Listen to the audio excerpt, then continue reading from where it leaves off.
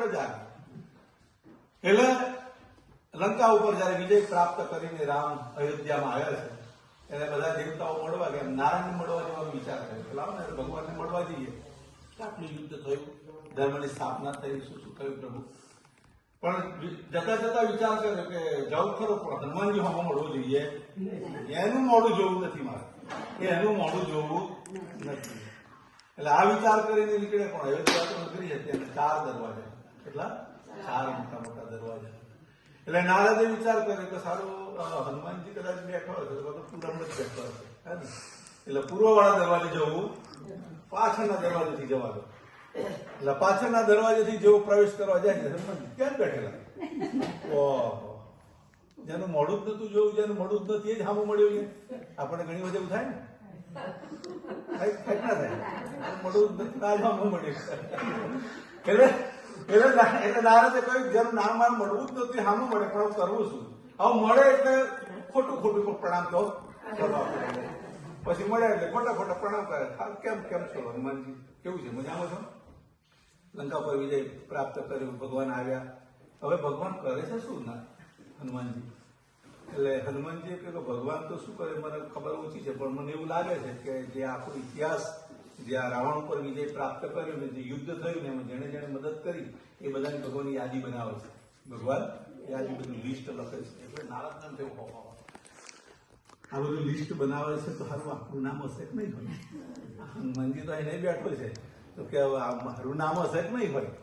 એટલે પછી મળીએ.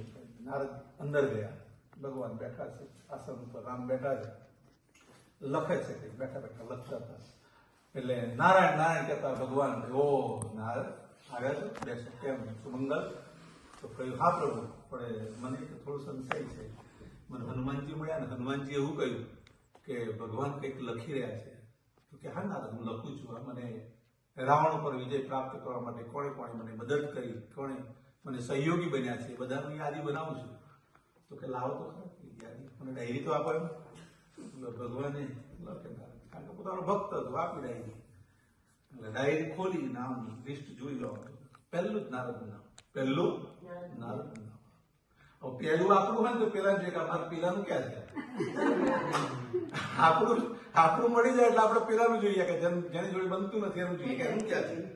રામ જોડે ઝટપટ એટલું જોયું, આખી યાદીમાં હનુમાનજીનું નામ મળે એટલે આપણે ખુશ થઈ ગઈ. જોયું ને, બહુ જોડે જોડે રહેતો હતો હે ને, પણ એનું નામ તો કઈ છે, બહુ જોડે રહેતો, આગળ આગળ જ રહેતો, એમ તો નામ જ નથી.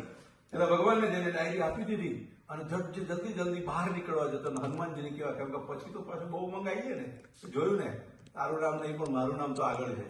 એટલે જઈને હનુમાનજી બેઠેલા અને હનુમાનજી જઈને પ્રણામ કર્યું. હનુમાન, ભલે તું ગમે તેટલું રામ સાથે રહ્યો, ગમે તેટલું તે કામ કર્યું, પણ ભગવાન જે લખે છે ને, જે ડાયરી બનાવી છે ને, એમાં મેં જોયું પણ પહેલું મારું નામ છે, પણ તારું નામ તો કઈ છે નહીં.